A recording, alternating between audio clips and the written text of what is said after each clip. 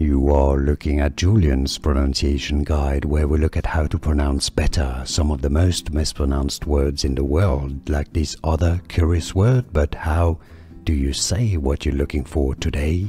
We are looking at how to pronounce this word, as well as how to say more confusing vocabulary that many mispronounce in English, so make sure to stay tuned to the channel.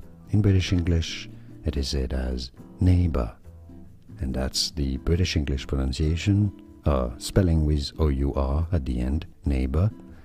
If you remove the U, it becomes the American spelling, and the pronunciation is as neighbor, neighbor, or neighbor.